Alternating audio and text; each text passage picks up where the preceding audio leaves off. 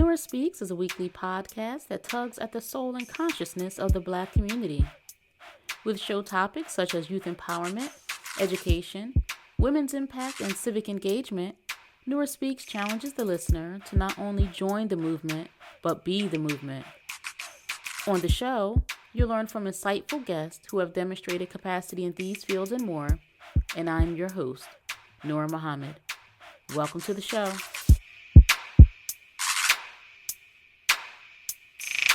Welcome to episode 264 of the podcast, and I'm your host, Nora Muhammad. Thank you for being back with me for another episode. And this episode, the concluding episode of the 2026 Black History Month series, is titled Historical Sketch of the Nation of Islam. And I think it's important that as we are able to go back and review historical movements, Black movements, such as the Panther Party or the civil rights activism, SNCC and CORE, and we're able to look at what Black people have done and strive to do to improve our standing in the United States of America, improve the recognition of our civil rights.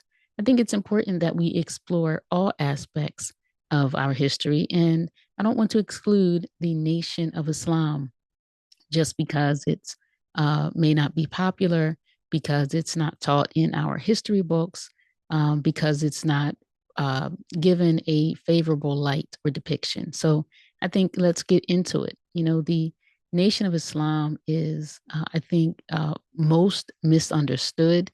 It's most mischaracterized. It's a hidden history. And I'll say often intentionally mischaracterized.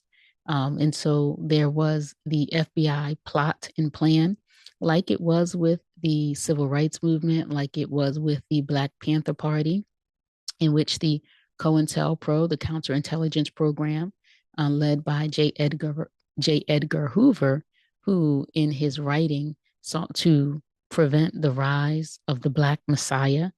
This is their language, not mine.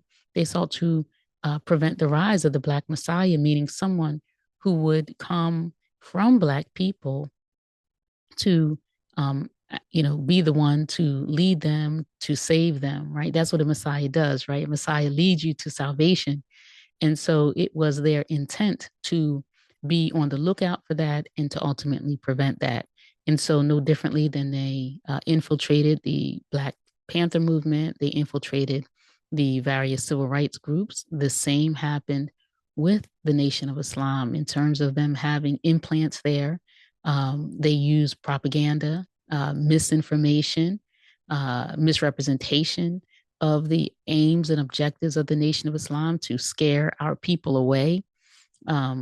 People who were interested in visiting the mosques and temples of the Nation of Islam were had their jobs threatened, had their workplace or their residences threatened. And so a lot of people stayed away because of the fear that was imposed upon them by the United States government.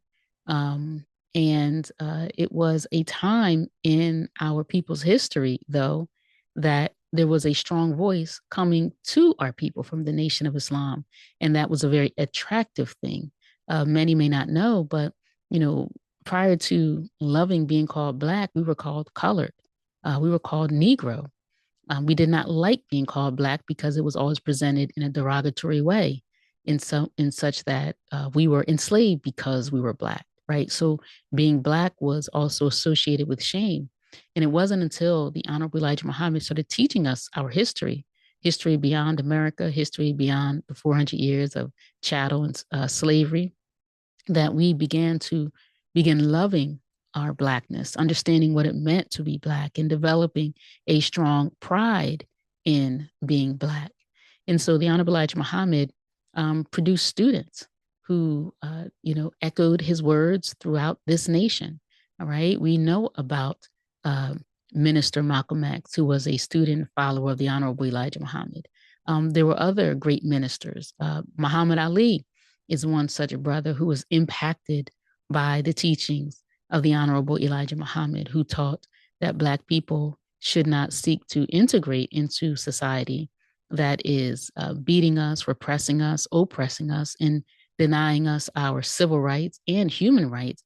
He said, no, Black people should separate from an oppressor who seeks to do us harm and look to meet their own needs. So he had a self-help program, meaning do something for yourself. And with that, he and those who were with him were able to cultivate a nation within a nation. And you'll get to see more about that as this episode goes on. But you know about Huey P. Newton, right? You know about Malcolm X. You know about Jesse Jackson, Dr. King. What many people don't know is how the teachings of the Honorable Elijah Muhammad really impacted Black culture, impacted Black music, Black pride, right? We called ourselves Black. We liked saying, that's my Black brother, that's my Black sister. Well, remember, that came from somewhere, at a time where we did not like being called Black. All of a sudden, we look up and we have all of this Black pride, and we're representing what we look or what we think to be Black pride, right? We're rocking our natural hair, our afros, and adorning ourselves in what is considered or what was considered like Afrocentric attire, because all of a sudden we wanted to express pride in what we thought it meant to be Black, and that came from somewhere. And that one is the Honorable Elijah Muhammad. So I want you to take a listen, take a watch, if you're watching on Facebook, to this brief historical sketch of the Nation of Islam. And this begins with the beginning of the Nation of Islam, and it brings us right up into the present and what's happening in Camden, New Jersey, where the Nation of Islam is active and continues to propagate a teaching that Black people should do for self, not just rely on government assistance, not just rely on looking for someone to do something for us when we're capable of meeting our own needs and being a dignified people that's standing on their own two feet, and not just relying on the crumbs that someone else is willing to give us. Although those who are in power and leadership should treat all their citizens with equality and justice and fairness. But in the absence of that, what are we going to do? So while some are fighting for equality and civil rights, and there were others who were saying, Black man and Black woman, stand up on your own too, and unite your resources, your talents, and do something for self. And that was essentially, and still is, the theme and motto of the Nation of Islam: accept your own, be yourself, and do for self.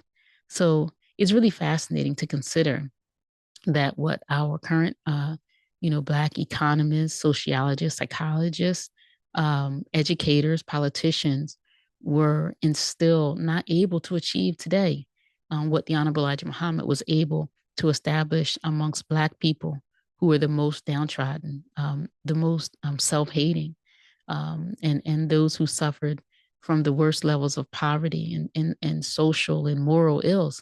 He was able to establish so much with the people that were despised and rejected and abused.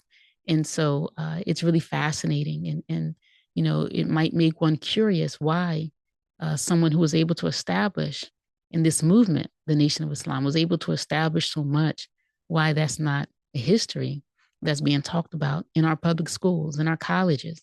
But you have Nora Speaks to provide that history for you. So I want you to listen to this next segment of the podcast as I begin to share a historical sketch of the Nation of Islam.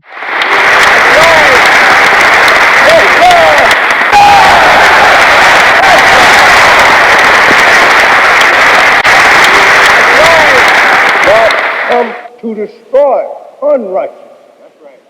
And to set up righteousness. We have been lost from our home for now a little over 400 years. We are now trying to find the way home. Yes, sir. But when we read the history of our forefathers coming into America, well, not say coming into America, they never would have been here if it had been left to them. Since they was brought here by force of those who wish to commercialize on their labor. That's right. Why not you tell them, I was not here until you brought me here. Right. That's right. Now, if I am a burden to you, Yeah. why not take me back where I came from? We find the history of the Nation of Islam coming only a generation after the emancipation of enslaved blacks in America. In spite of so-called freedom, Southern blacks were greatly relegated to sharecropping, which in many respects is slavery by another name. Elijah Muhammad, named Elijah Poole at birth, was born in October of 1897 in Sandersville, Georgia. Since black births were not recorded in the vital records, he did not have a certificate of his actual birth date. He only knew he was born in October. Elijah was born to sharecropping parents, and his grandparents were themselves former slaves. As it was common for the time, he left school in what would have been considered early elementary so that he could support the family working in the fields. In his early adulthood, he married Clara Evans, and like many blacks, they migrated to Detroit, fleeing the South for better opportunities. This journey from the South to the West, Midwest, and Northern U.S. is known as the Great Northern Migration. Unfortunately, instead of finding better opportunities, the Great Depression of the 30s sidetracked industry and employment. While white men found themselves in the unemployment and breadlines, blacks were in despair and extreme poverty, amplified severely by prejudice and racism. It was at this time, at the height of desperation and anguish, that Elijah Poole met a curious stranger, Master W.F. Muhammad, who founded the Nation of Islam in 1930. He was teaching blacks in Detroit the history of their people and that their true way of life is Islam, which means peace. He taught them that they were mentally and morally dead after the horrors of American slavery had stripped them of their identity, self-love, and self-respect. He taught them that self-reliance, not dependency on white America, was the answer to their problems, and he taught that the key to their success was unity. He taught that blacks did not have a true knowledge of themselves or others, and that the hiding of this truth is what kept them in a cage of ignorance. Whereas groups like the NAACP promoted integration, the teachings of Master Fard Muhammad promoted separation, and paramount was the doctrine of do for self. Elijah accepted this teaching after his meeting Master Fard Muhammad in 1931 and became the chief minister.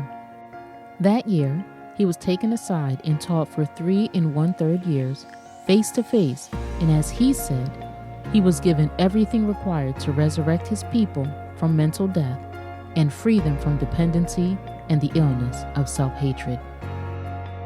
He was given the name Elijah Kareem and later Elijah Muhammad by Master Fard Muhammad, who subsequently disappeared mysteriously.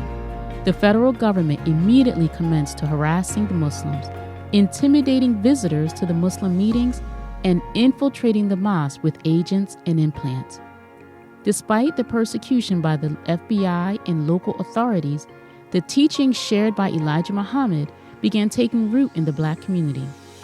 Pride and dignity and a desire to be independent of the shackles of dependency and want spread through America. A people who called themselves Negro and colored began calling themselves black. They began loving their blackness as a virtue, wherein once it was deemed a curse. The Muslims became popular among their people and demonstrated how, through unity, love, and self-reliance, we can be restored from ignorance and neediness to discipline, respect, and self-sufficiency. The black community saw the Muslims as producers, and under the leadership of the Honorable Elijah Muhammad, they witnessed an explosion of industry and commerce. Examples include the food markets, such as your supermarket, Guarantee Bank and Trust, the Muhammad Speaks newspaper and printing press, restaurants, clothiers, farms, and many other industries. The teachings changed the condition of Black people. Of the many accomplishments of the Nation of Islam, the educational institution, the University of Islam, was among the finest. The first principal was his wife, Sister Clara Muhammad, and despite imprisonment and persecution for educating Muslim children in Muslim schools, the believers of the Nation of Islam persisted, and the educational system blossomed to over 40 schools throughout the nation.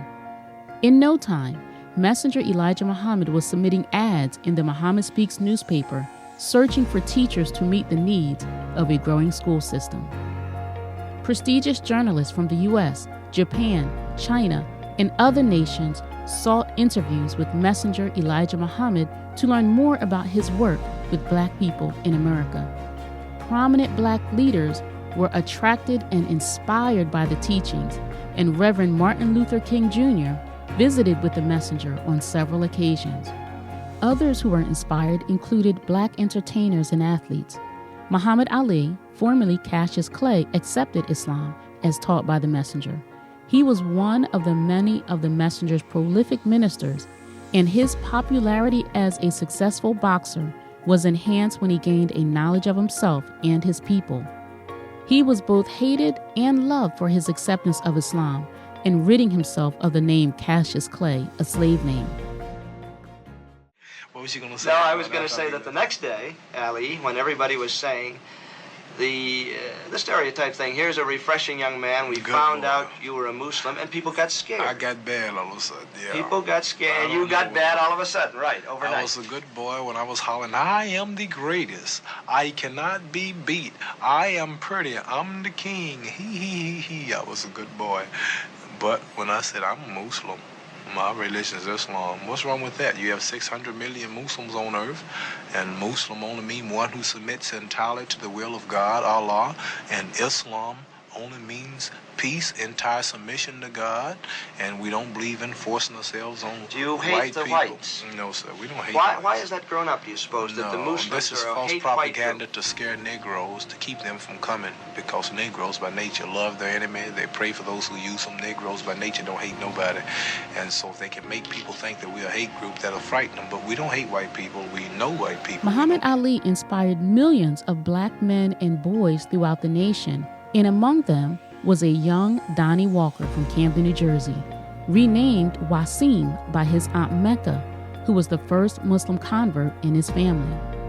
Wasim was captivated by Islam as a child and began studying the teachings of the Honorable Elijah Muhammad while studying at the University of New Mexico. Upon graduation in 1990, he returned to his hometown of Camden and soon fell under the leadership of the local minister, assisting him in reintroducing the messenger to the people after his name and teachings were buried by the federal government, disbelievers, and hypocrites.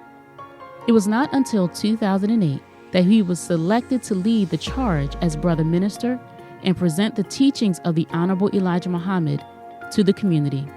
His closest advisors were Brother James X, his first captain, Brother Charles X, Brother Abu Bakr, and Brother Matt, all who accepted Islam in the 1950s. Brother Minister Wasim Muhammad also became acquainted with the founders of CROW, the Coalition for Remembrance of the Honorable Elijah Muhammad, Brother Munir Muhammad, Brother Halif Muhammad, and Brother Shahid Muslim. The convergence of their paths was instrumental, as CROW is the national archives of the Honorable Elijah Muhammad and Nation of Islam. With CROW Media, they continue being the voice of the messenger through radio and television. With this support in place, Brother Minister Wasim Muhammad reestablished Muhammad's Temple number 20 at 1157 Haddon Avenue and began broadcasting on Muhammad Speaks Radio every Tuesday evening. Just as important, the University of Islam was reestablished in 2011. And as of 2025, 14 students have graduated, ready for college, career, or family. Our students were given the great opportunity to meet with the national representative of the Honorable Elijah Muhammad, Minister Louis Farrakhan, who later appeared as a guest on Muhammad Speaks Radio and endorsed the efforts of Muhammad's Temple number 20. For Brother Minister Wasim Muhammad, the work has not remained within the walls of Muhammad's Temple, number 20. Brother Minister has worked in partnership with local leaders to improve public safety, reduce youth violence, and overall make our community a safe place to live. Muhammad's Temple is not only where the teachings of the messenger are shared with our people, but also where the community can meet to address concerns impacting their neighborhoods and families. Brother Minister is helping others find their voice and identity in the work of the Honorable Elijah Muhammad. It is the knowledge and truth about ourselves and what we must do in this time that we need. The messenger's teachings, given to him directly from Master Farad Muhammad, is the reconnection to our original identity prior to our traumatic years of deprivation. Muhammad's Temple number 20 and the work we do in the name of the Honorable Elijah Muhammad intends to be an encouragement and strengthening to others of our people seeking a true salvation and heaven here on earth.